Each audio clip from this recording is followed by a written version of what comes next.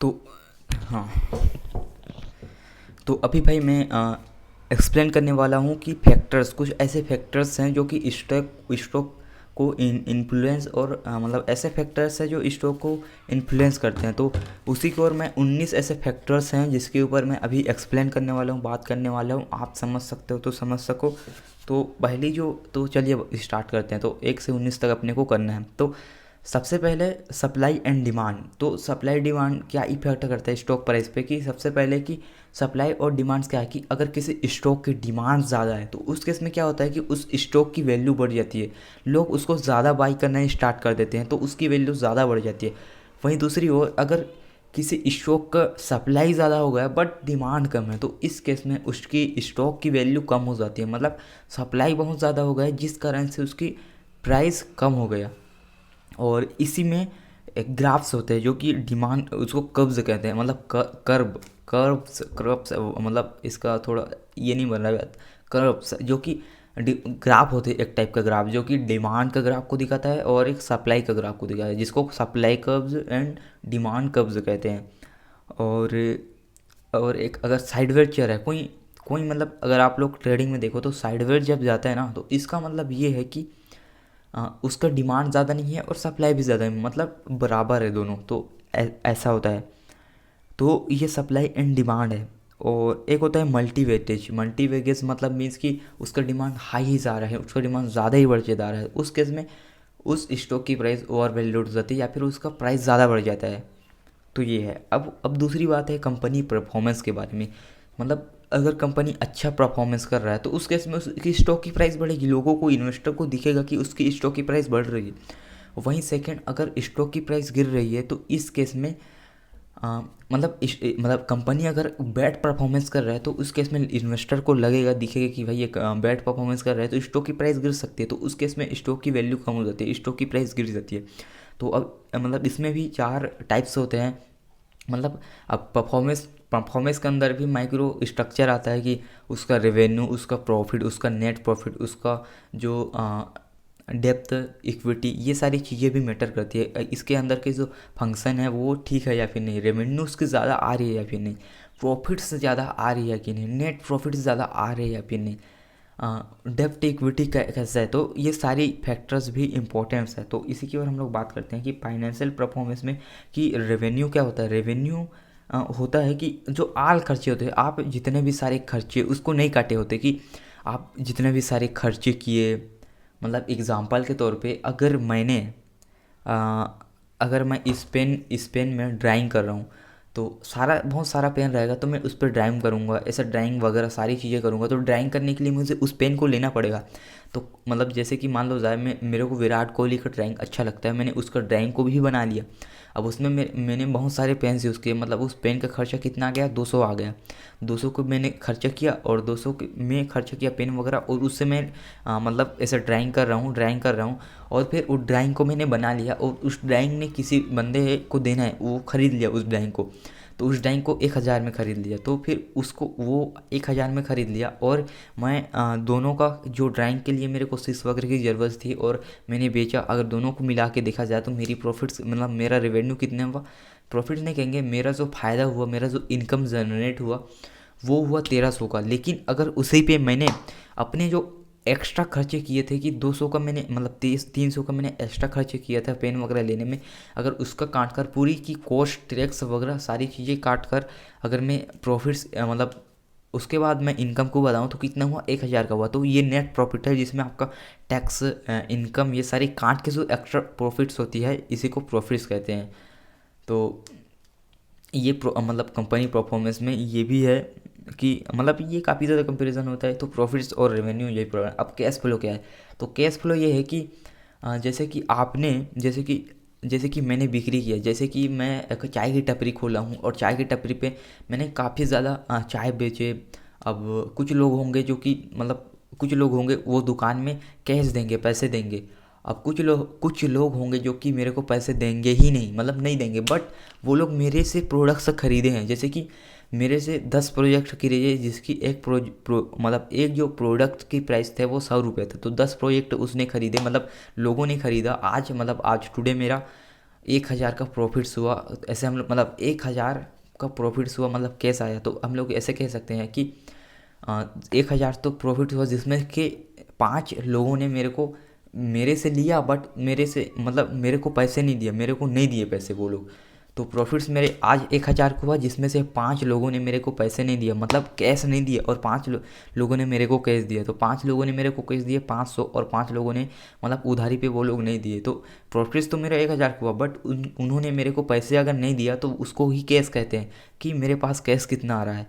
Profits तो मेरे को 1,000 का हुआ, लेकिन उसमें कैश मेरे पास कितना है, 5 लोगों ने दिया, तो 500 का ही मेरे पास आया, मतलब 500 ही मेरे को प्रॉफिट्स हुआ, 500 मेरे को नहीं हुआ। तो इसको कहते हैं कैश फ्लो। और जैसे कि मैंने अब जो भी चीज़ें मतलब मैंने जो खरीदी थी चाय बनाने के लिए या डिस्पोजल वगैरह, चाय बनाने के लिए जो टिन वगैरह जो भी सारी कॉस्ट होती थी, तो वो भी कैश फ्लो होता है कि मैंने जो भी सारी चीज़ें लिया उसके बदले तो पैसे मैंने दिया ना भाई, दुकान पे मैंने उसको लिया ना, लेने के बदले उसको कैश तो दिया ना। तो कैश का आउट मतलब जो कि मैंने जितनी भी सारी चीज़ें मेरे को ज़रूरत में थी, चाय चाय का डिस्पोजल लेना, वो सारी चीज़ें लेना, तो उसके लिए मैंने पैसे दिए, तो केस का आउट हुआ। और कोई केस का इन कैसे हुआ कि जैसे कि मतलब मैंने चाय वगैरह बनाया तो उस डिस्पोजल पे दिया, तो मैंने जब दिया उस बंदे को तो उसने मेरे को पैसे दिया, तो केस का इन हो गया। तो ये होता है कैश आउट और कैश इन, और कैश और प्रॉफिट्स और रेवेन्यू में डिफरेंस, तो ये होता है। और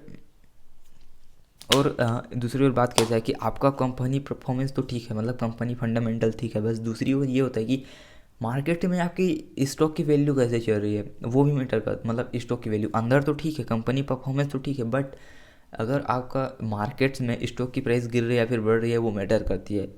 तो अगर इस मार्केट में स्टॉक की प्राइस गिर रही है, इसको क्या करते हैं ऑपरेटिंग परफॉर्मेंस, जबकि आपकी इंटरनल तो ठीक है, बट मार्केट परफॉर्मेंस कैसा है वो बताने का काम करता है। उसके बाद यहीं पे आता है कस्टमर रिटेंशन, की कस्टमर आपके जो प्रोडक्ट्स हैं वो बाई कर रहे हैं फिर नहीं, मतलब आपका अगर कस्टमर गुड है, मतलब वो अच्छा परफॉर्मेंस कर रहा है, मीन्स कि वो लोग पसंद कर रहे हैं आपके परफॉर्मेंस, आपके जो प्रोडक्ट्स है उसको, अगर आपके प्रोडक्ट्स को वो लोग पसंद कर रहे हैं, इसका मतलब ये है कि आपकी मतलब आपकी कंपनी परफॉर्मेंस ठीक है, आपकी कंपनी ग्रो कर रही है। और दूसरी इसी पे asset turn over retention means कि आपका जो एसेट है वो प्रॉफिट्स बना के दे रही है, या फिर आपका जो एसेट्स है वो लोन कर रही है आपका एसेट, तो वो भी इसमें आता है कि कंपनी प्रॉफिट्स दे रही है, आपका एसेट प्रॉफिट्स दे रही है, तो उसका परफॉर्मेंस ठीक है, आपका कंपनी का परफॉर्मेंस ठीक है, लेकिन आपका जो एसेट्स है वो लोन में चल रही है, तो उससे में आके स्टॉक प्राइस गिर सकती है, आपका परफॉर्मेंस ठीक नहीं है।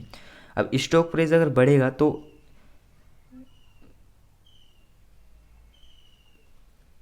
मतलब अब कंपनी परफॉर्मेंस कैसे है कि कंपनी का परफॉर्मेंस ऐसा है कि स्टॉक की प्राइस 1 रुपये से 200 हो गई, 200 से 1,000 हो गई, मतलब एकदम साय से बढ़ गया। इसका मतलब ये नहीं है कि कंपनी परफॉर्मेंस गुड है, इसका मतलब ये है कि कंपनी अनस्टेबल है, कंपनी बढ़ते जा रहा है, कंपनी गिरते जा रहा है, मतलब कंपनी स्टेबल नहीं है। कंपनी स्टेबल रहने का मतलब क्या है कि कंपनी धीरे धीरे नहीं बढ़ रहा है, या फिर कंपनी थोड़ा सा ऐसा बढ़ रहा है कि अचानक बढ़ रहा है, तो उस केस में कंपनी अनस्टेबल है।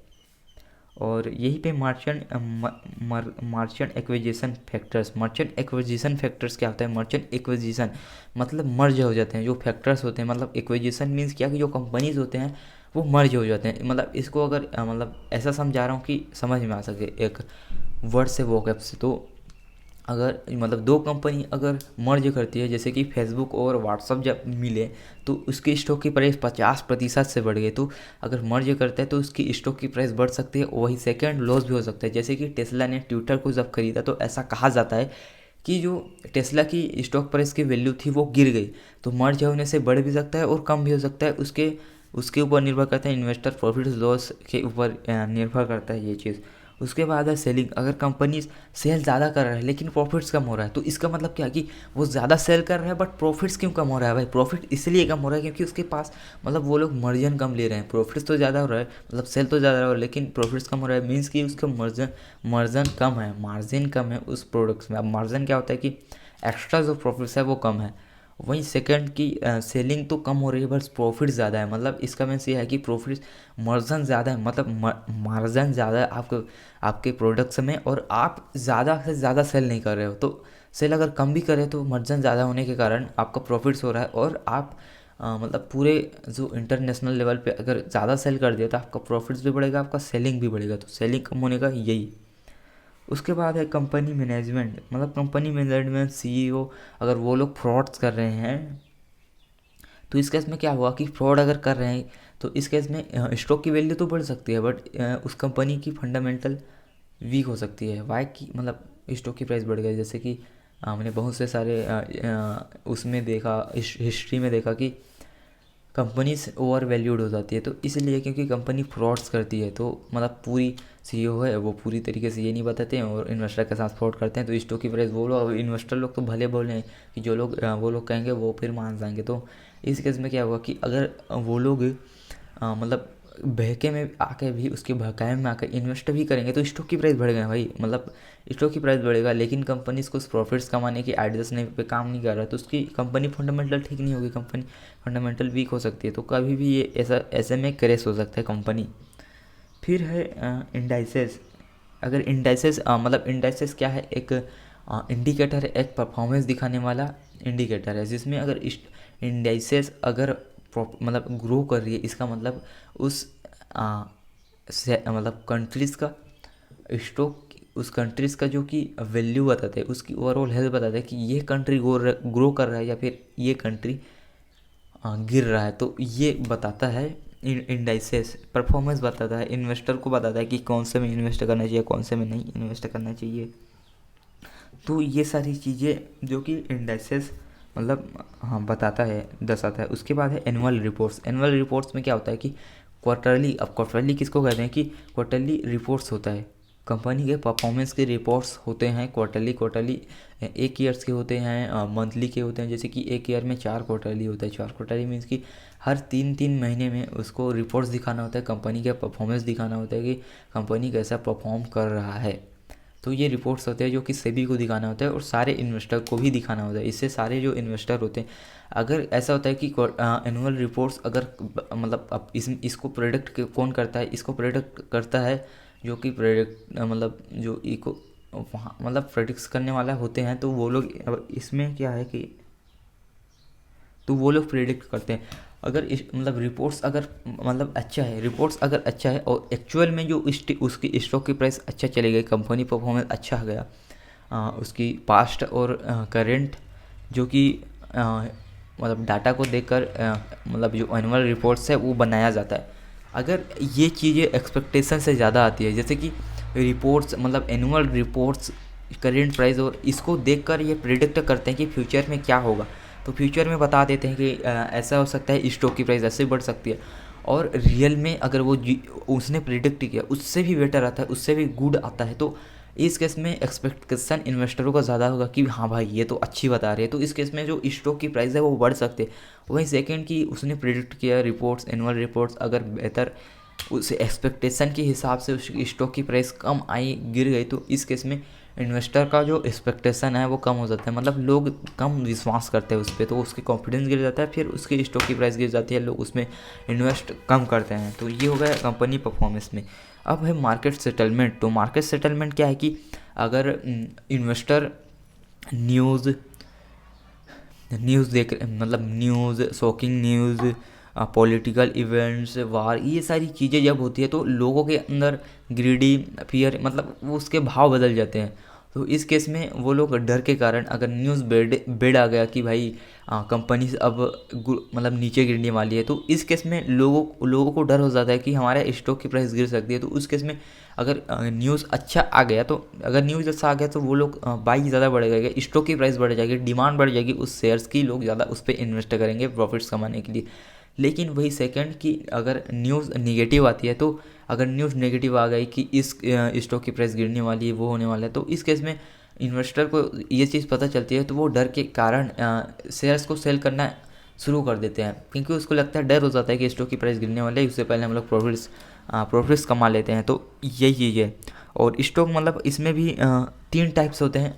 ये भाई मायने नहीं रखता, मतलब कम्युनिकेशन को इस तरीके से इम्प्रूव करना है कि जो बीच का ऊ है वो ना रहे। तो ये कैसे हो सकता है, अगर मैं एकदम ज़्यादा स्पीड में बात करता हूँ तो इस केस में ये चीज़ हो सकती है मेरे साथ, क्योंकि अब माइंड जो कि उतना ज़्यादा प्रेफर नहीं है, उतना ज़्यादा प्रैक्टिस नहीं हुआ है कि वो एकदम रिकवली सोच सके और मैं उसको बोल सकूँ। थोड़ा सा मेरे को टाइम देना होगा। अगर मैं स्लोली बोलता हूँ तो इस केस में मेरा माइंड भी उसको अच्छे से कैप्चर कर पाएगा और उसको मैं अपने वर्ड्स के थ्रू होकर उस जो मेरे थॉट्स है उसको निकाल पाऊँगा। तो मार्केट सेटलमेंट में 3 टाइप होता है। एक बियरस स्ट्रॉन्ग, अगर बियर स्ट्रॉन्ग मतलब बुलिस स्ट्रॉन्ग में क्या है कि लोग होते हैं सारे को पता होता है कि स्टॉक की प्राइस बढ़ेगी, तो उस केस में वो लोग बाई ज़्यादा करते हैं। और इस केस में ये भी होता है कि बाइंग ज़्यादा करते हैं तो उस स्टॉक की डिमांड बढ़ जाती है, स्टॉक की प्राइस बढ़ जाती है।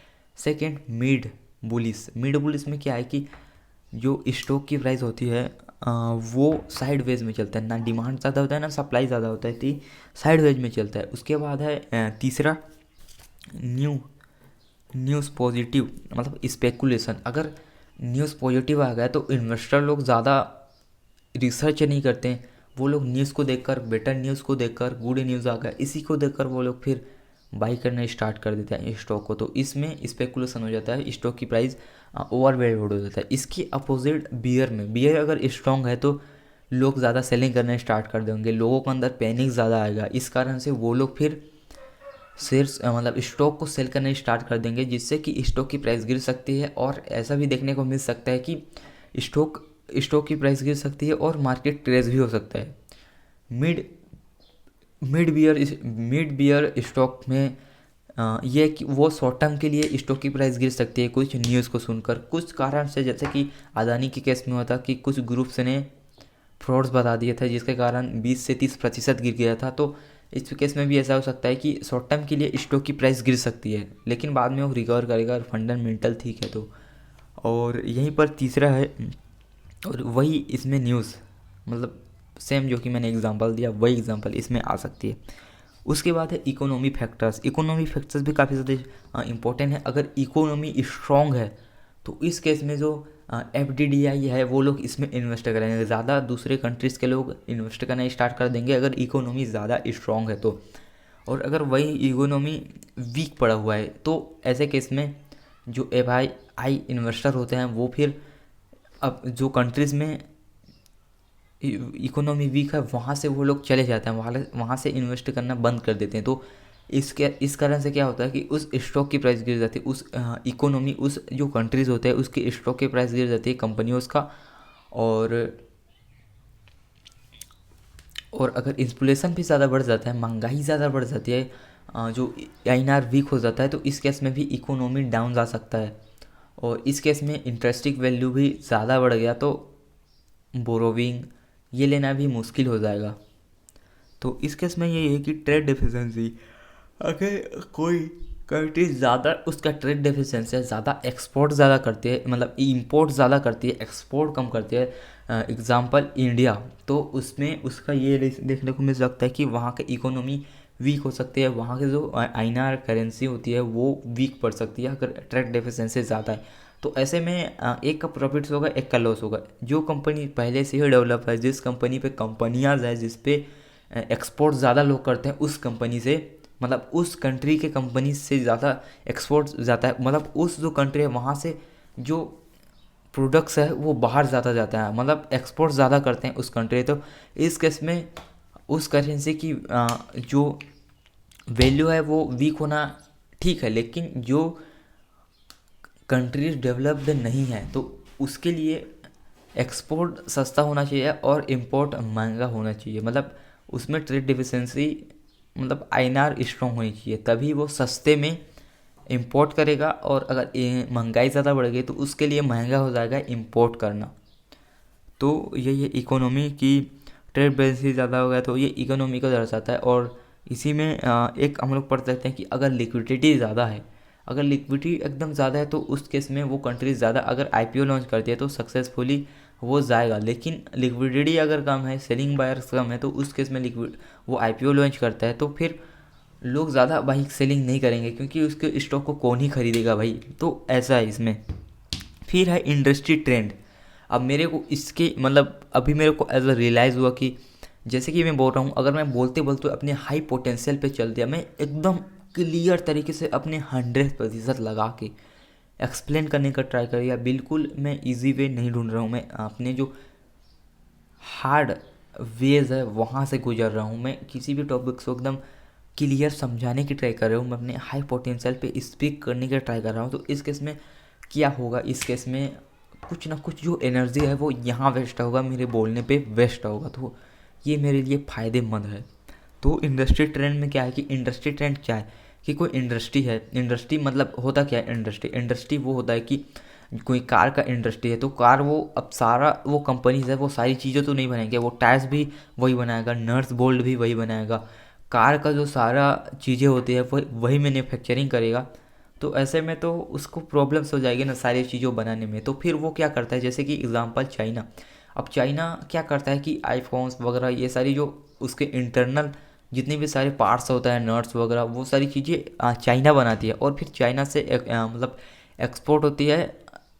मतलब ये कि अमेरिका जो आईफोन बनाती है ना, उसका जो मेन सोर्स है जो इंडस्ट्री, उसका आधा इंडस्ट्री है चाइना पे। चाइना आधा प्रोडक्ट्स देता है आईफोन्स बनाने के लिए, तो उसका आधा इंडस्ट्री वो हो गया। मतलब इंडस्ट्री क्या है, कि इंडस्ट्री वो है कि उसी के फेवर में रहता है, उसी के ग्रुप में रहता है कि आधा आधा जो पार्ट्स रहता है, जैसे कि आईफोन का आधा पार्ट्स अमेरिका की कंपनीज बना लिया और आधा पार्ट्स चाइना बना लिया, और दोनों आधा आधा पार्ट्स बनाते हैं, दोनों आधा आधा पार्ट्स जब मिक्स करते हैं तो फिर आईफोन बनता है। तो यही होता है इंडस्ट्री। अगर इंडस्ट्री ज़्यादा ट्रेंड में है, इंडस्ट्री मतलब इंडस्ट्री क्या फैक्ट करते हैं स्टॉक प्राइस को, तो अगर इंडस्ट्री ज़्यादा स्ट्रॉन्ग है, मतलब इंडस्ट्री एकदम ज़्यादा स्ट्रॉन्ग है, तो ऐसे में तो भाई वो इंडस्ट्री स्ट्रॉन्ग है मीन्स कि इकोनॉमी भी स्ट्रॉन्ग होगी। इंडस्ट्री अगर वीक है तो इकोनॉमी भी वीक होगी। अब इसके इसमें भी मतलब इसका टाइप्स होता है, मतलब इसका मैं ये टाइप्स बताने वाला हूँ इंडस्ट्री इंडस्ट्री का, कि इंडस्ट्री अगर टेक्निकल सेक्टर है, टेक्नोलॉजी सेक्टर से आईओ कंपनीज ये सारी चीज़ें ला रही है। नॉन साइकिल हेड सन फैमिली।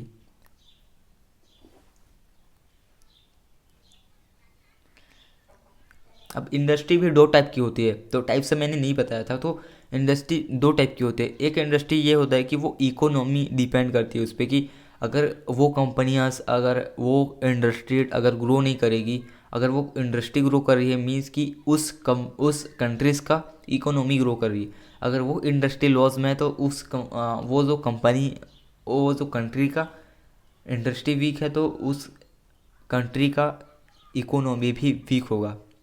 तो इसके भी दो टाइप्स होते हैं, एक दो कि इकोनॉमी को प्रदर्शित करता है, दूसरी इकोनॉमी को प्रदर्शित नहीं करता। जैसे कि एग्जांपल इंडस्ट्री रेंट इंडियस में देखा जाए तो इंडस्ट्री में जो इकोनॉमी को रिप्रेजेंट करता है, इकोनॉमी उससे पता चलती है, तो वो कंपनीज अलग है। वही जो कि इकोनॉमी को डिपेंड नहीं करती, वो कंपनी है इस हेल्थ केयर, फार्मिंग, अगर वो बढ़ गया तो इकोनॉमी बढ़ गया, ऐसा भी नहीं हो सकता। तो ये दो टाइप से होते हैं उसके। उसके बाद है छठवा, मार्केट इंडेक्स। मार्केट इंडेक्स क्या है कि जो इंडेक्स होता है, इंडाइसेस होते हैं, तो इंडिकेटर, इंडेक्स का मतलब वही होता है ना भाई, कि इंडेक्स का मतलब जो टॉप से कंपनीज होती है जो कि लिस्टेड होते हैं, तो सेंसेक्स है, तो उसी उसी को इंडेक्स बोलते हैं। इंडेक्स क्या काम करता है, इंडेक्स ग्राफ होता है कि वो बताता है कि कौन से स्टॉक की प्राइस ऊपर जा रही है, कौन से स्टॉक की प्राइस नीचे जा रही है, उसकी वैल्यू क्या है, तो वो बताने की ट्राई करता है मार्केट इंडेक्स। अब मार्केट इंडेक्स के भी टाइप्स होता है जो कि मैंने पहले भी बता दिया इंडस्ट्री ट्रेंड्स में। तो इसका भी ये होता है कि एक मतलब माई इंडेक्स के भी टाइप्स होते हैं, जो कि कोई इंडेक्स होगा जो इकोनॉमी को रिप्रेजेंट करेगा, इकोनॉमी को वो बताएगा कि वो अगर कंपनीज ग्रो करती है, वो इंडेक्स ग्रो करती है इंडेक्स, तो इससे इकोनॉमी पता चलती है कंट्रीज़ का। वहीं सेकेंड की मैंने पहले ही बात किया कि स्किन केयर, फार्मिंग, ऐसे जो होते हैं वो सेक्टर, मतलब ऐसे जो होते हैं वो इकोनॉमी को प्रदर्शित नहीं करता, नहीं दिखाता। अब इसका भी तीन टाइप से होता है कि इकोनॉमी जो कि वो जो इंडेक्स होता है वो इकोनॉमी की दिखाता है। दूसरी होता है कि टैक्स सेक्टर्स, कि टैक्स सेक्टर कितना ग्रो कर रही है, कितना ज़्यादा वीक है, उसको दिखाता है। फिर तीसरा होता है इंडस्ट्री ट्रेंड, कि वो जो कंपनीज अगर ग्रो करे तो इंडस्ट्री ट्रेंड्स को दिखाता है। तो इसके तीन टाइप्स होते हैं मार्केट इंडेक्स के। उसके बाद है मार्केट पार्टिसिपेंट, कि मार्केट जो पार्टिसिपेंट है कि कौन कौन लोग इसमें पार्टिसिपेट करते हैं इन्वेस्ट करने के लिए। तो पहले है कि रिटेल इन्वेस्टर, रिटेल इन्वेस्टर ज़्यादा अमाउंट में पैसे इन्वेस्ट नहीं कर सकता, वो छोटे अमाउंट में ही इन्वेस्ट करता है। दूसरी ओर बात किया जाए FII, foreign institute investor, HNI, तो ये लोग बड़े अमाउंट में इन्वेस्ट करते हैं, बहुत बड़े अमाउंट में, 100 करोड़, 1 लाख, ऐसे में वो लोग इन्वेस्ट करते हैं। तो ये FII है। तो इसका भी रिस्क ज़्यादा होता है कि अगर उस इकोनॉमी ठीक नहीं है तो फिर वहाँ से वो लोग भाग जाते हैं। अगर ये लोग इन्वेस्ट करते हैं तो इससे स्टॉक की प्राइस ज़्यादा ही बढ़ जाते हैं, क्योंकि वो 70 से 50% जो कि इन्वेस्ट उस कंपनी पे करते हैं, अगर वो लोग बाई करेंगे तो उसकी प्राइस बढ़ेगी, वो लोग सेल करेंगे तो उसकी इकोनॉमी हेल्थ काफ़ी ज़्यादा गिर सकती है। तो ये स्टॉक प्राइस पे काफ़ी ज़्यादा इम्पेक्ट करता है कि अगर वीक पड़ गया, अगर वीक पड़ा है कंपनीज, मतलब कंपनी वीक नहीं, अगर, भाई आंख मूंद कर बात करने से मैं विचारों में पड़ जा रहा हूँ, जो कि मेरे को बोलना है वो चीज़ नहीं बोल पा रहा हूँ। तो क्या था, मार्केट पार्टिसिपेट में दो लोग को मैंने बता दिया कि उसके म्यूचुअल फंड्स, ये सारी चीज़ें होती है, तो उसके पास अमाउंट ज़्यादा होता है। अगर आप लोग ट्रेडिंग नहीं करना चाहते, रिटेल इन्वेस्टर नहीं बनना चाहते, तो आप म्यूचुअल फंड में इन्वेस्ट कर दो, रिस्क काफ़ी ज़्यादा कम होगा और आपका प्रॉफिट्स भी होगा। उसके बाद है इसी में लिक्विडिटी प्रोवाइडर्स, जो बैंक्स होते हैं, जो ब्रोकर्स होते हैं, वो फिर लिक्विडिटी प्रोवाइड्स करने की ट्राई करते हैं, मतलब वो मतलब काम करते हैं उसका कि लिक्विडिटी प्रोवाइड्स करने की। फिर आता है, अब इसमें भी बहुत सारी चीज़ें, बैंक्स हो गए जो कि लिक्विडिटी प्रोवाइडर्स होते हैं, और होली हो गया, मतलब गुलाल हो गई, ये सारी चीज़ें। फिर हम लोग बात करते हैं किसके बारे में, इसके बारे में।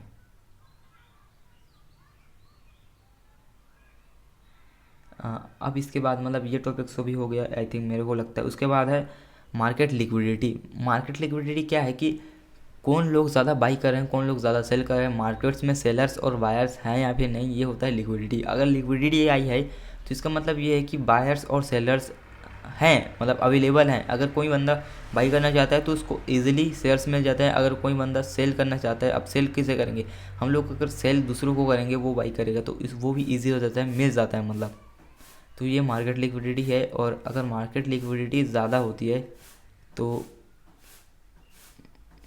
मेरे को नहीं पता कि अगर हम लोग जो भी चीज़ें ट्राई कर रहे हैं तो उससे रिज़ल्ट क्या होगा, बट एक बार ट्राई करने से बेटर होती है।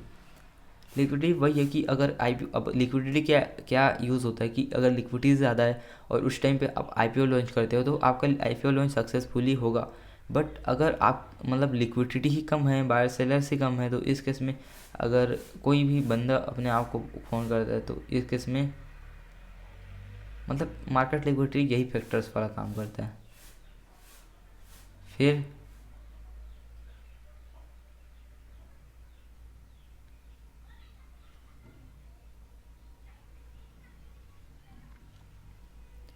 उसके बाद है रूल रेगुलेशन फैक्टर्स के, रूल्स और रेगुलेशन। अगर सेबी ने रूल्स ला दिया, तो एग्जांपल के तौर पे जब रूल्स वगैरह आए थे तो उस टाइम पे जो क्रिप्टो था उसको इलीगल बना दिया था गवर्नमेंट। तो इस केस में उसके जो और भी कैटेगरीज के बिटकॉइंस थे उसकी प्राइस भी गिर गई, स्टॉक प्राइस भी बिल्कुल तरीके से गिर गया। तो इस न्यूज़ की सहायता से स्टॉक की प्राइस गिर सकती है, अगर आपको भूख लगा तो भूख भगा सकती है।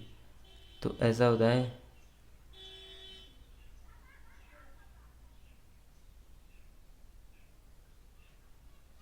फिर हम लोग बात करते हैं,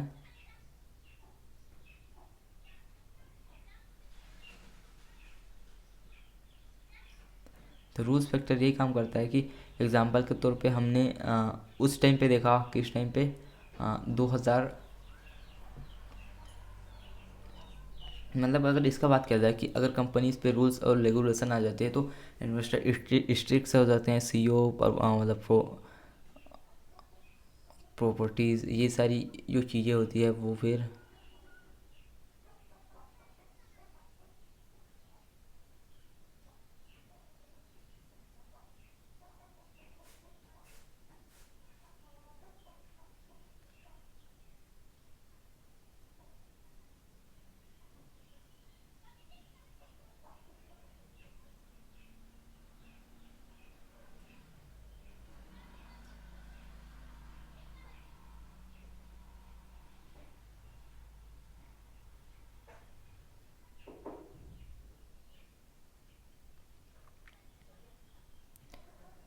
मतलब मार्केट रेगुलेशन पे इसके भी टाइप्स होते हैं मार्केट रेगुलेशन की। रेगुलेशन होता है कि अगर वो कंट्रोल्स करती है, स्टॉक की प्राइस को कंट्रोल करने के भी काम करते हैं। अगर उसने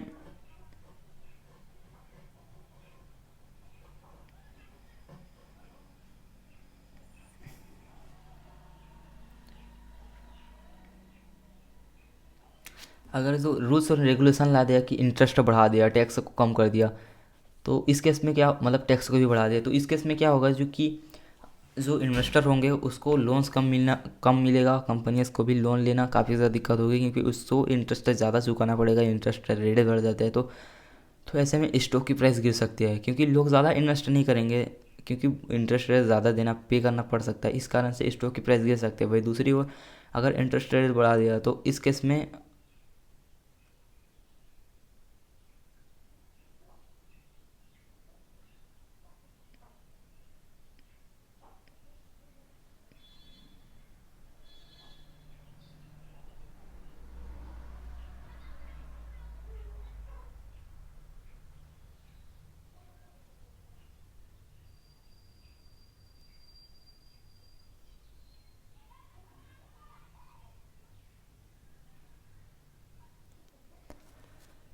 तो रेगुलेशन फैक्टर्स में क्या है, capital tax, investors, privates and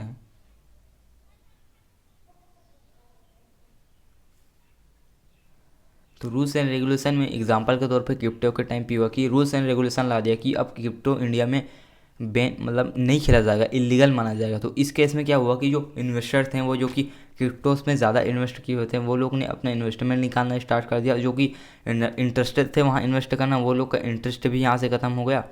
तो इस कारण से स्टॉक की प्राइस में गिरावट देखने को मिली, स्टॉक की वैल्यू गिर गई। तो ये रूल्स एंड रेगुलेशन ला देता है मैनिपुलेट करने की। तो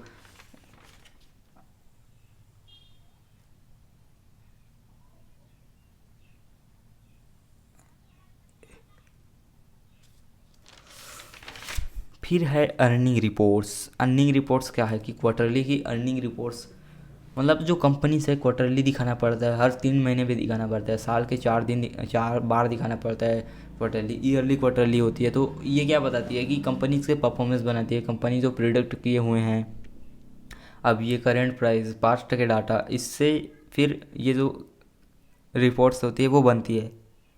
तो अगर उससे रिपोर्ट्स बनी और इससे मतलब पहले ही मैंने इसको बात कर चुका है। तो डिविडेंड पॉलिसी क्या है, डिविडेंड पॉलिसी में सारा जो टाइप्स होता है वाट, तो डिविडेंड पॉलिसी में क्या इम्पैक्ट करता है, डिविडेंड पॉलिसी में इम्पैक्ट क्या करता है, तो ये सारी चीज़ें की हमने पहले से पढ़ रखा है, तो इसको ज़्यादा और डिस्कशन करना इज़ नॉट अ गुड।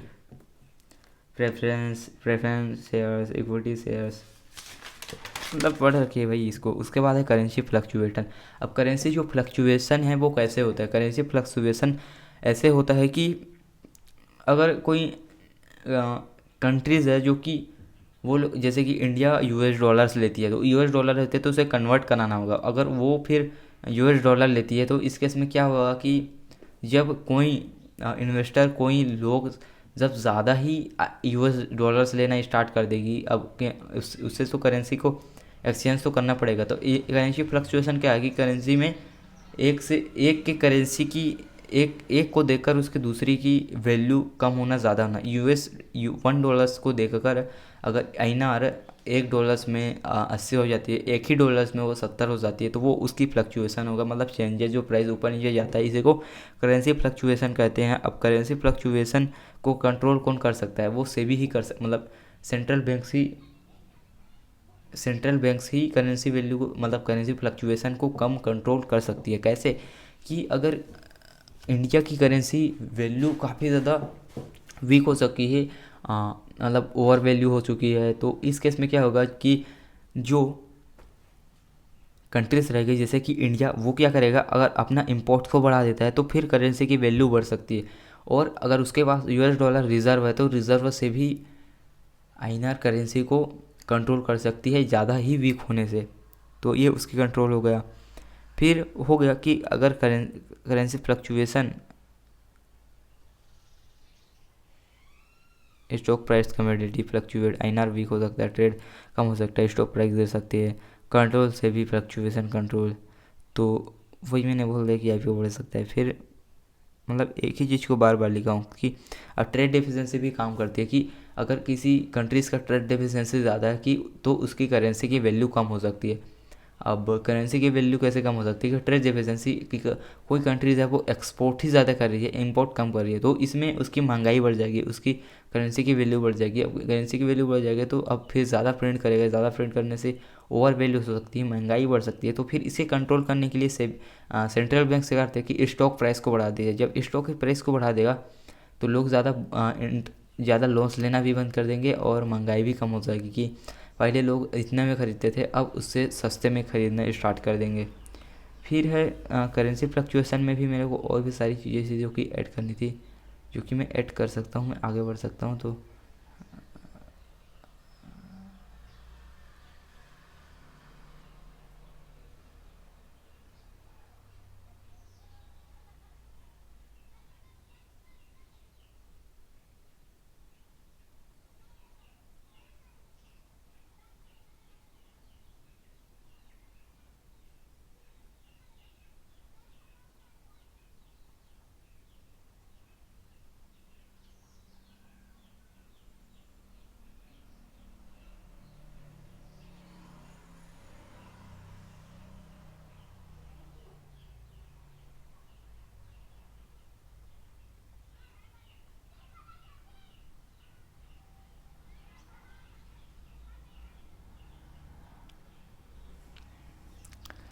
भाई ऐसा है कि बोलते बोलते ना पूरी जो एनर्जी होती है ना वो चली जाती है, बाहर चली जाती है, और हमको जो अपनी एनर्जी है वो इसी तरीके से इन्वेस्ट करना है भाई। जब तक इन्वेस्ट नहीं करेंगे, मतलब निकालेंगे नहीं, तो तब तक जो एनर्जी है वो इन्वेस्ट नहीं होगा, खर्च नहीं होगा, तो इसी ही अपने को खर्च करना है। तो करेंसी फ्लक्चुएशन में यही थी जो कि मैंने बता दिया। फिर है इंटरेस्ट रेट, मतलब अब मैं ओवरव्यू दे रहा हूँ, मतलब एक्सप्लेन एकदम ही ज़्यादा करूँगा, बट थोड़ा सा ब्रेक ले लेता हूँ क्योंकि भाई एनर्जी पूरी तरीके से, मतलब बोलते बोलते यहाँ पर ना वो सूख जाता है गला। तो अपन अपने हाई पोटेंशियल पे जाएगा, बट उससे पहले मैं drink of water water drink कर लेता हूँ।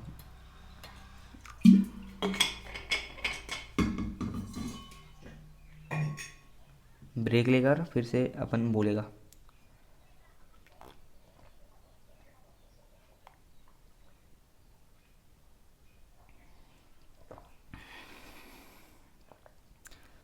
मेरे ज़्यादा बोलने से क्या हो सकता है, अगर मैं किसी पे 10 घंटा बोलता हूँ तो इसमें मेरे को फ़ायदा क्या होगा, मेरा क्या होगा। तो उससे मेरा मेरे को ऐसा लगता है कि मेरे को क्या फ़ायदा होगा, उससे जो मेरे वर्ड्स होंगे वो थोड़ा सा इफ़ेक्टिव हो जाएंगे, थोड़ा सा अट्रैक्टिव हो सकते हैं। सेकंड, जो मेरा बोलने का तरीका है, जो मैं बात करता हूँ वो थोड़ा क्लियर बोल पाऊँगा, मतलब मैं क्लियर बोल पाऊँगा किसी चीज़ को समझाने के लिए, और कम्युनिकेट भी अच्छे तरीके से कर सकता हूँ, मुझे ऐसा लगता है। और जैसे कि अब कोई भी बंदा है, अगर उसको बोलने के लिए कोई भी चीज़ बोलना है तो उस पहले तो उसके माइंड में वो चीज़ होनी चाहिए, वो विचार होना चाहिए जो कि अपने मुंह से निकालना चाहता है। तो ऐसे बोलने से, ज़्यादा बोलने से क्या हो सकता है कि हमारा जो थॉट्स है, जो हम लोग सोचने की क्षमता है हमारी, वो सारी चीज़ें होने, मतलब सोचने की क्षमता है, जो थॉट्स हमारे माइंड में चलता है फिर हम बोलते हैं। तो अगर हम लोग बोलते जाएं, बोलने का बिल्कुल ही प्रैक्टिस करें, तो इस केस में क्या हो सकता है कि एक टाइम आएगा जब हम ज़्यादा प्रैक्टिस करेंगे तो हम जो भी पढ़े रहे होंगे, मतलब जो भी पढ़े रहे होंगे, जैसे कि मैंने आज पढ़ा, कल पढ़ा, तो वो हमारे माइंड्स के सामने आ जाए, एक इमेज बन जाएगा वो चीज़। फिर हम उसको एकदम आसानी से बोल सकते हैं, एकदम क्लियरली बोल सकते हैं, इफ़ेक्टिवली बोल सकते हैं।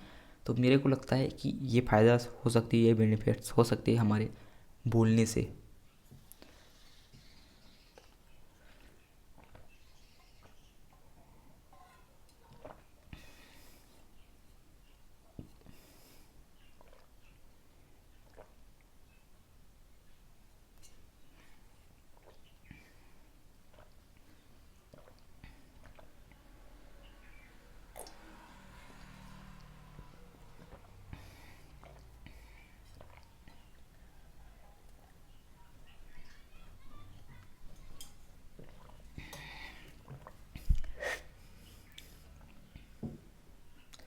और भाई मेरे को क्या लगता है ना कि हम ना सक्सेसफुल होना उतना ज़्यादा आसान भी नहीं है, बट उतना ज़्यादा इजी भी, उतना ज़्यादा आसान भी नहीं है और उतना ज़्यादा कठिन भी नहीं है।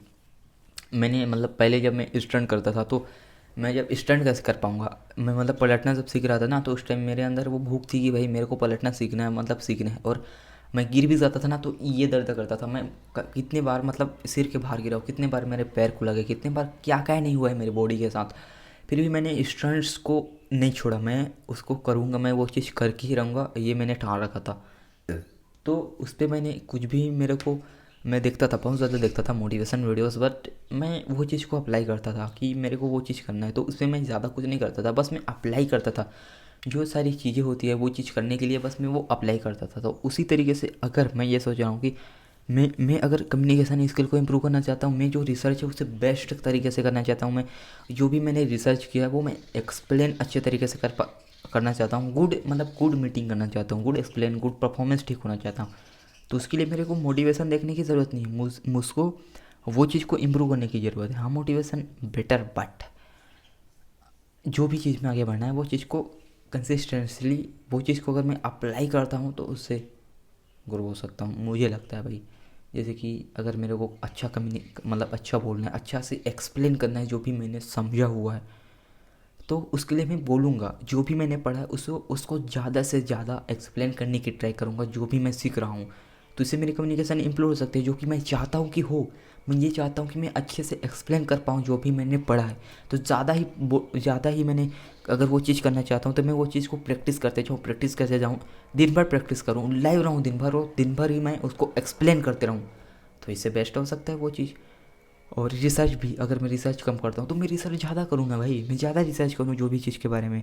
हर क्वेश्चन है, मैं क्वेश्चंस देखूँ, मैं खुद से क्वेश्चंस बनाऊँ, उसे फिर रिसर्च करूँ, तो वो मेरे लिए बेहतर है कि मैं उसमें बेहतर हो जाऊँगा।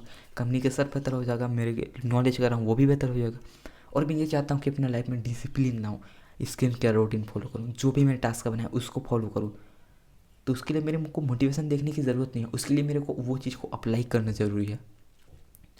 अब मेरे को अपने अंदर डिसिप्लिन लाना है, वो टास्क को कंप्लीट करना है, तो मैं अगर 30 दिन तक अपने जो टास्क है उसे कंप्लीट करता हूँ, 1 साल तक मैं अपने जो टास्क होते हैं, प्रायोरिटीज़ होता है, इंपॉर्टेंस देता हूँ, सीरियस रहता हूँ, काम करता हूँ, तो मेरे माइंड में फिर वो न्यूरॉन्स पाथ बनना स्टार्ट हो गए, वो हैबिट्स बनना स्टार्ट हो गए। मेरे को ऐसा भी हो सकता है कि उसकी लत भी लग सकती है। तो ये है। तो इससे मेरे अंदर अब फिर मेरे को ग्रो होने से कौन रोक सकता है भाई। मतलब ऐसा है कि हमको अगर लाइफ में आगे बढ़ना है ना भाई, कि तो हमें अप्लाई करने की ज़रूरत है, उसके अलावा कोई ज़रूरत नहीं।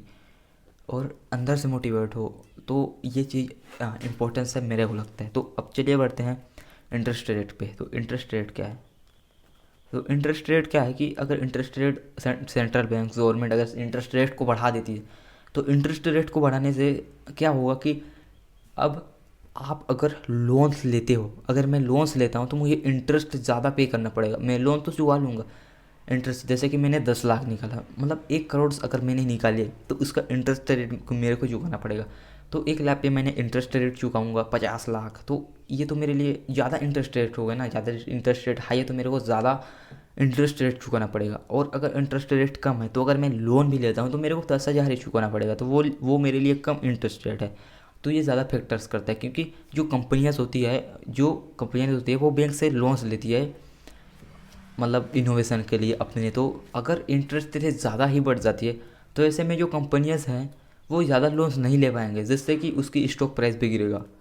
वहीं दूसरी ओर अगर स्टॉक की मतलब उस दूसरी ओर अगर इंटरेस्ट रेट कम कर देते हैं कि लोन्स लेते हैं तो उसमें कम इंटरेस्ट देना पड़ेगा, तो ऐसे में जो कंपनियां है वो ज़्यादा ग्रो करेगी, उसकी स्टॉक प्राइस ज़्यादा ग्रो करेगी। वाई? क्योंकि जो लोग होंगे, जो इन्वेस्टर होंगे, वो उस पर ज़्यादा इन्वेस्ट करेंगे क्योंकि इंटरेस्ट रेट कम कर दिया। तो ये है मतलब इंटरेस्ट रेट का फैक्ट्स की स्टॉक प्राइस पे ये हो सकती है। अब इसमें भी टाइप्स होते हैं, रेप रिपर, मतलब जो कमर्शियल बैंक्स होती है, कमर्शियल बैंक्स अगर सेंट्रल बैंक से लोन लेती है, इसको रेप रिपोर्ट रिपो मतलब रेप रिपोर्टर का रेप रेप रेट रेप रोप रेट कहते हैं, रेप रेपो रेट कहते हैं अगर कमर्शियल बैंक्स सेंट्रल बैंक से लोन देती है। वहीं उल्टा अगर सेंट्रल बैंक कमर्शियल बैंक से लोन लेते हैं, तो ऐसे में अब सेंट्रल बैंक का फ़ायदा क्या होगा कि उसको अब इंटरेस्ट ज़्यादा में जो सेंट्रल बैंक जो ये बैंक है क्या सेंट्रल बैंक है वो इंटरेस्ट के साथ कमर्शियल बैंक को जो उसने लोन लिया है वो चुकाएगा, तो इससे सेंट्रल बैंक से ज़्यादा प्रॉफिट्स होगा। और इसको क्या कहते हैं, reverse repo rate, reverse repo rates, repo rates और रिवर्स रेपो रेट्स। कि कमर्शियल बैंक पहले लोन लेगा, मतलब कमर्शियल बैंक लोन लेगा, अब कमर्शियल बैंक से लोन लेगा सेंट्रल बैंक्स। उसके बाद है फैक्टर्स स्टॉक प्राइस पे, कि वही मैंने बताया कि इकोनॉमी। फिर रहता है 14 की ग्लोबल एंड इकोनॉमी इवेंट्स। अगर ग्लोबल इकोनॉमी इवेंट्स हो गया तो उसमें क्या रिस्क देखने को मिलता है स्टॉक प्राइस में। ये कि वार के टाइम पे देखने को मिला कि स्टॉक प्राइस बिल्कुल ही गिर गया, और कुछ सेव एसेट्स हैं कि उसके स्टॉक की प्राइस बढ़ गई, तो वार के टाइम पे ये देखने को मिला। फिर हम लोग क्राइसिस की बात करें जाएँ तो क्राइसिस में तो स्टॉक की प्राइस बिल्कुल ही गिर जाता है, क्योंकि लोगों के पास अब क्रैश हो जाता है, स्टॉक का प्राइस बिल्कुल ही गिर जाता है। तो क्रैश के दौरान स्टॉक की प्राइस गिर जाता है। जियोपॉलिटिकल्स हो गए कि कुछ इकोनॉमी प्रॉब्लम्स आ गए, तो इस केस में जो इन्वेस्टर होते हैं फिर वो लोग भी ज़्यादा इन्वेस्ट नहीं करते हैं, वो लोग डर जाते हैं, क्योंकि भाई अब उसको भी पता नहीं होता कि अब इकोनॉमी ठीक होगा कि इकोनॉमी बढ़ेगी, मतलब उसको ये होता है कि स्टॉक की प्राइस अब बढ़ेगी या फिर गिरेगी। तो ये भी फैक्टर्स है कि इस केस में स्टॉक की प्राइस गिर जाती है। वो फिर सेफ जो एसेट्स होते हैं, safe haven asset, golds, currency, ये सब में इन्वेस्ट करना स्टार्ट कर देते हैं। तो ये है ग्लोबल इवेंट्स। ग्लोबल इवेंट्स में टैरिफ जो लगाया था ना, ट्रेड वार हुआ था टैरिफ, जिसमें यूएस और चाइना के बीच हुआ, तो उसमें क्या हुआ कि वो दोनों ने अपना जो ट्रेड है एक्सपोर्ट इंपोर्ट वो महंगा कर देते हैं, टैक्स को ज़्यादा बढ़ा दिए थे। तो इससे ग्लोबल लेवल पे भी इम्पैक्ट देखने को मिला, क्योंकि मतलब देखने को मिला भाई टैक्स से, क्योंकि टैक्स अगर वो कंपनी उससे बढ़ा दिएगा तो उसके लिए महंगा हो जाएगा ना वो सारी चीज़ें को एक्सपोर्ट करना। फिर इसके बाद है पैंडमिक कोविड-19, ये सारी चीज़ जो शॉकिंग इवेंट्स होते हैं, तो ऐसे में जो इन्वेस्टर होते हैं वो पैनिक में आ जाते हैं कि अब भाई स्टॉक की प्राइस कैसे हो सकती है, परफॉर्मेंस क्या हो सकती है, उसको कुछ नहीं पता था। वो लोग फिर घबराहट में आ जाते हैं, फिर वो लोग फिर वहाँ से इन्वेस्ट अपना निकालना स्टार्ट कर देते हैं, जिससे स्टॉक की प्राइस गिर जाती है, जैसे कोविड-19 में अपने को देखने को मिला। फिर नेशनल डिरेक्शन, तो ये रहा। उसके बाद है रिलेशन ट्रेड एग्रीमेंट, मतलब रिलेशन ट्रेड एग्रीमेंट की वो लोग पहले से एग्रीमेंट किए रहते हैं कंट्रीज़ की, इतना इतना मतलब ट्रेड करेंगे, तो फिर एक्सपोर्ट एक्सपोर्ट इससे करेंगे। और उसी बीच अगर फाइनेंशियली कुछ क्राइसिस आ जाती है तो ऐसे में उसकी ट्रेड एग्रीमेंट एकदम रिलेशन जो होता है वो उस पर इम्पैक्ट पड़ता है, वो कैंसिल हो जाता है। तो ये भी हो सकता है। Every there every fair, ever try, ever fail, no matter, try again, fail better, the word is yours। मतलब ये जो कोड है ना भाई, ये कोड काफ़ी ज़्यादा मतलब एक्सप्राइजिंग है, क्योंकि आप एक बार फेल होते हैं कोई मैटर नहीं करता, आप एक बार सक्सेसफुल होते हैं कोई मैटर नहीं करता। मैटर्स ये करता है कि आप कितने बार गिर के आगे बढ़ने के लिए तैयार हो।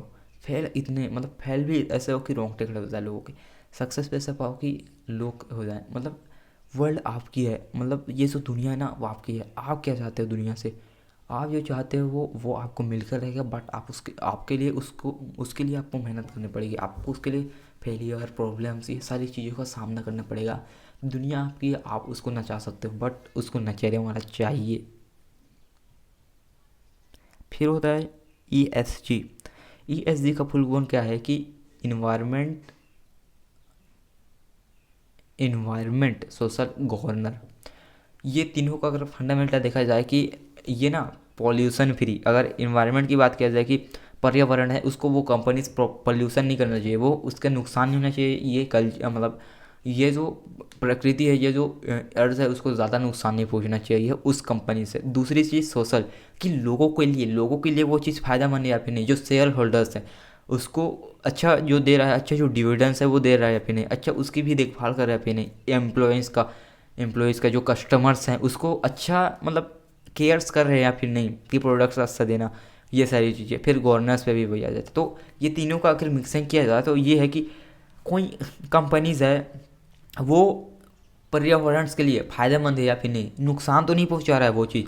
एग्जाम्पल के तौर पे पोल्यूशन तो नहीं पहुंचा रहा है, पेट्रोल्स वगैरह ये जो गाड़ी वगैरह है वो ज़्यादा धुआं करती है, इसके कारण हमें नुकसान देखने को मिल सकता है। हमारे जो हेल्थ के लिए वो चीज़ ठीक नहीं है, ऑक्सीजन के लिए वो ठीक नहीं है। ऑक्सीजन अगर हम लोग लेते हैं जैसे कि दिल्ली मुंबई ये सारी मतलब उसमें अगर आप लोग रहते हो तो वो 2 सिगरेट फूकने के बराबर है वहाँ पर आप लोग रहते हो, क्योंकि वहाँ के जो हवास है वो फिर ये हो गया बिल्कुल एकदम ख़त्म हो चुके हैं, क्योंकि पॉल्यूशन की वजह से ये सारी चीज़ें गंदगी की वजह से हो गया है। तो ये पॉल्यूशन क्यों ज़्यादा फैल क्यों रहा है? वो कंपनियां जो गाड़ी वगैरह बनाती है, फैक्ट्रीज वगैरह है, तो धुएं वगैरह छोड़ती है, तो इस कारण से हो रहा है ना। तो ऐसे कंपनी जो कि ये सारी चीज़ों को कम करे या फिर ये जो नुकसान है वो करे ना, पोल्यूशन फैलाए ना, नुकसान ना पहुंचा पर्यावरण के लिए। और जो लोग वहाँ इन्वेस्ट करें, जो लोग कस्टमर्स है वो लोग भी, और वो लोगों का भी केयर करे वो कंपनी। अब केयर मतलब ये नहीं कि भाई देखभाल करे, नहीं, मतलब अच्छा गुड परफॉर्मेंस दे रहा है फिर नहीं। तो अगर ऐसी कंपनीज है तो उसमें जो गवर्नमेंट्स होती है वो रूल्स रेगुलेशंस वो कम लगाते हैं, क्योंकि वो फ़ायदेमंद पहुंचा रहा है। और उसको फिर एक्स्ट्रा, जैसे डिविडेंड जैसे ना, उसको भी क्या बोलते हैं नाम नहीं आ रहा है, वैसे उसको भी एक्स्ट्रा प्रॉफिट्स दिया जाता है फिर, कि आपने आपका कंपनी ऐसा है इसलिए। तो ऐसे कंपनीज में जो इन्वेस्टर होते हैं वो ज़्यादा ट्रस्ट करते हैं, ज़्यादा उसमें इन्वेस्ट करते हैं, क्योंकि ये जो कंपनी होती है वो लॉन्ग टर्म के लिए भी बेहतर होती है, क्योंकि लॉन्ग टर्म के लिए ये कंपनी तो फ़ायदा ही मंद दे रहा है, तो लॉन्ग टर्म के लिए इसमें लोग ज़्यादा इन्वेस्ट करना स्टार्ट कर देते हैं। तो ये इसका कुछ ऐसे है। तो ऐसे कंपनी उसका स्टॉक प्राइस ज़्यादा बढ़ जाता है, टैक्स कम लगता है, गवर्नमेंट टैक्स कम लेती है। तो यही है, जैसे कि एग्जांपल के तौर पे हेल्थ केयर हो गया, फार्मिंग हो गया, तो ये ऐसा। और जो टेस्ला का जो इलेक्ट्रॉनिक्स वगैरह वो भी इसको कह सकते हैं। फिर है टेक्नोलॉजी इनोवेशन, जैसे कि टेक्नोलॉजी इनोवेशंस होती है कि एआई आ गया, टेक्नोलॉजी बन गया, हाई फ्रिक्वेंसी ट्रेडिंग आ गया, कंप्यूटर्स वगैरह बन गए, फोन्स वगैरह आ गया। तो पहले अगर नहीं था तो मतलब गाड़ी वगैरह बन गई। मतलब टेक्नोलॉजी इनोवेशन से जो इन्वेस्टर होते हैं, टेक्नोलॉजी जो नए नए टेक्नोलॉजी इन्वेशन करती है, तो उस कंपनी में जो इन्वेस्टर होते हैं वो ज़्यादा इन्वेस्ट करना स्टार्ट कर देते हैं। अब इसमें भी दो दो ऐसे टाइप्स होते हैं कि एक जो कि वो टेक्निकल, जैसे कि नोकिया का फ़ोन्स हो गए, उसने बना दिया, बट उसमें अभी के टाइम पे वो अपने आप को एडॉप्ट नहीं कर पाया, जिस वजह से वो ग्रो नहीं हो पाया। तो ऐसे में जो इन्वेस्टर होते हैं उस टाइप पे में इन्वेस्ट नहीं करते, वो लोग इस टाइप में इन्वेस्ट करते हैं कि आगे इसका फ्यूचर क्या है, कि आगे ये बढ़ता जाएगा बढ़ता जाएगा। तो उस टाइम पे जो इन्वेस्टर होते हैं वो फिर नए नए टेक्नोलॉजी पे इन्वेस्ट करते हैं, मतलब उसका जो स्टॉक की प्राइस है वो ज़्यादा ही रहता है, क्योंकि वो टेक्नोलॉजी होती है। और टेक्नोलॉजी इन्वेस्टमेंट में इम्पैक्ट अगर हम देखे जाए तो वो लोगों की नौकरी खा रहा है, क्योंकि जैसे कि कंप्यूटर्स आ गया, एआई वगैरह आ गया, तो ये नौकरीज खा रहे हैं। वो अब आपको जो भी क्वेश्चन वगैरह जो भी चीज़ अगर आपको चाहिए तो चैट जीपीटी से आप लोग सर्च मार सकते हो। तो जो एम्प्लॉयड ये कार्य कर रहे थे उसका मतलब नौकरी वगैरह चले गए। तो अगर स्टॉक की प्राइस पे देखा जाए तो जो लोग इनोवेशन नए नए इनोवेशन करते हैं वो टाइप्स के कंपनी में लोग ज़्यादा इन्वेस्ट करते हैं, ज़्यादा प्रेफर करते हैं। तो यही है। फिर है ब्लैक स्वेन इवेंट्स। ब्लैक स्वेन इवेंट्स क्या है कि वो जो शौकीन पेडेमिक आ गया, कोविड-19 आ गया, वार आ गया, तो ये वगैरह जब आती है तो लोगों के अंदर पैनिक आ जाता है कि अब क्या होने वाला है। तो ऐसे में उस टाइम पे स्टॉक की प्राइस एकदम से धड़ाम से गिर जाती है। फिर है मार्केट टाइमिंग। मार्केट टाइमिंग क्या है? मार्केट टाइमिंग ये है कि आपकी राइट टाइमिंग क्या है। आप लोग ऐसा टाइमिंग कि उस टाइम आपको ज़्यादा प्रॉफिट्स हो, उस टाइम आपका ज़्यादा लॉस ना हो, तो ये है राइट टाइमिंग। राइट टाइम कुछ भी हो सकता है, कि जैसे कि कोई कंपनीज है वो लॉस पे जा रहा है, आपको दिख रहा है कि वो कंपनी लॉस पे जा रहा है और आपने शॉर्टिंग किया तो उससे आपको प्रॉफिट्स हो गया, वो आपकी राइट टाइम हो सकती है। राइट टाइम कुछ भी हो सकता है। राइट टाइम वही कि आप उस टाइम आपके लिए अच्छा है प्रॉफिट्स कमाना, तो वो हो गया राइट टाइम। जैसे कि लॉन्ग टर्म के लिए तो फंडामेंटल ठीक है, फंडामेंटल अगर स्ट्रॉन्ग है तो वो लॉन्ग टर्म के लिए है, जो लॉन्ग टर्म इन्वेस्टर है उसके लिए प्रॉफिट्स है। और वही शॉर्ट टर्म के लिए बात किया जाए कि शॉर्ट टर्म के लिए वो टेक्निकल एनालिसिस अगर उन्होंने किया और उसको लग रहा है कि स्टॉक की प्राइस बढ़ेगी और उसने उस पर ट्रेड किया, तो ऐसे में उसको प्रॉफिट्स हो गया। तो राइट टाइमिंग क्या है? राइट टाइमिंग ऐसा टाइमिंग है जहाँ पर आपको प्रॉफिट्स ज़्यादा होते हैं, तो उस टाइम को हम लोग राइट टाइम कह सकते हैं, राइट टाइमिंग कह सकते हैं। फिर है नौवां market valuation matrix. Market valuation matrix ये है कि एक एज अ इंडिकेटर की इंडिकेटर होते हैं, मतलब वैल्यूएशन निकालने के कि वो कंपनी, वो जो स्टॉक की प्राइस है वो ओवर वैल्यूड है या फिर अंडर वैल्यूड है, ये निकालने का होता है। वैल्यूएशन निकालने में मैट्रिक्स होता है कि इंडिकेटर्स होता है कि P ratio, PV ratio, discount dividend models, ये सारे जो कि इंटरेस्टिंग वैल्यू निकाल सकते हैं कंपनी का। इससे स्टॉक की price over valued under valued है, इससे पता चलती है। और जब इससे पता चलते है अगर कोई कंपनी अंडर वैल्यूड है तो इस केस में क्या हो सकता है कि स्टॉक की प्राइस गिर सकती है, क्योंकि अंडर वैल्यूड है। और दूसरी तरफ अगर वो जो कंपनी है उसके इंटरेस्टिंग वैल्यू के हिसाब से उसकी स्टॉक की प्राइस अंडर वैल्यूड है, तो इस केस में आप लोग उसमें ज़्यादा इन्वेस्ट करो कि उस टाइम उसके स्टॉक की प्राइस जो कि सस्ता है, तो उस केस में फंडामेंटल ठीक है लेकिन स्टॉक की प्राइस अभी कम है, तो उस टाइम पे आपको अपॉर्चुनिटी है कि आप उस टाइम उसके शेयर्स को खरीद लो, क्योंकि अंडर वैल्यूड वो अगर फंडामेंटल स्ट्रॉन्ग है तो उसकी स्टॉक की प्राइस बढ़ सकती है। तो ये जो 9 फैक्टर्स थे जो कि मैंने एक्सप्लेन कर दिया, जो कि मेरे को करना था, जो कि आज के टास्क में था, and I clear now this task. तो फैक्टर्स क्लियर हो गया। और इसमें था कि क्वेश्चंस को, तो क्वेश्चंस में मेरे 10 क्वेश्चंस को करना है, जिसमें कि 2 क्वेश्चंस बचे हैं। जैसे ही लाइट आ जाएगा मैं उसको कंप्लीट कर लूँगा। और फिर किस सारी चीज़ों को मेरे को एक्सप्लेन करना है, तो एक्सप्लेन करने वाला जो था कि करने वाला था, जो कि मैंने कल सारे को नहीं किया बट मैंने कर लिया। अब मेरे जो रिकॉर्ड्स हैं, की रिकॉर्ड्स मतलब 3 रिकॉर्ड्स आए हैं, जिसमें कि मेन पॉइंट्स जो कि बोले हैं उसको मेरे को नोट करना है, उसको अंडरस्टैंड करना है। तो ये चीज़ हो जाने के बाद मेरा आज का जो टास्क है वो कंप्लीट हो जाएगा। एंड उसके बाद अगर मैं टास्क को कंप्लीट हो जाता है, फिर आपका रिस्पॉन्सिबिलिटी बढ़ता है कि आप कुछ भी देख सकते हो, बट जब तक आपका काम नहीं ख़त्म नहीं होता तो आप लोग मत देखो। वाई? क्योंकि जैसे कि आपने आपका काम को ख़त्म ही नहीं किया है और आप पहले से ही आप वीडियोस देख रहे हो, पहले से ही आप लोग रील्स देख रहे हो, तो ऐसे में क्या हुआ कि पहले से आप लोग रील्स वगैरह देख रहे हो, तो उससे उससे आपका जो टाइम है वो निकलता ही जाएगा भाई। और ऐसा हो सकता है कि टाइम अगर बीत गया रील्स देखने में, शॉर्ट्स देखने में, कोई वीडियोस देखने में, तो आपके पास टाइम ही नहीं बचेगा कि आप अपने काम को कर पाओ। इससे कि आपके काम में लॉस होगा, आप अपने काम को नहीं कर पाओगे और पहले से वीडियो देख रहे हो, तो यही होता है। इसलिए पहले मैंने ये बोला कि पहले अपने काम को करो, उसके बाद जो आप लोग देखना चाहते हो, जो भी चीज़ करना चाहते हो वो करो। ये इसलिए कहा मैंने। एंड यही थी वीडियोज़ में पूरी एक्सप्लेन किया। और जितना ज़्यादा बोलोगे उतना ज़्यादा, मतलब अंदर से आप बाहर से जितना ज़्यादा स्ट्रॉन्ग हो गए, अंदर से उतना ही ज़्यादा आप स्ट्रॉन्ग हो सकते हो। तो यही थी वीडियोस बनाने का। मैं रिजल्ट एंड लाइट भी आ चुका है, तो मैं अब रिसर्च करता हूँ, मैं रिकॉर्ड्स जो है वो बनाने का ट्राई करता हूँ। बाय।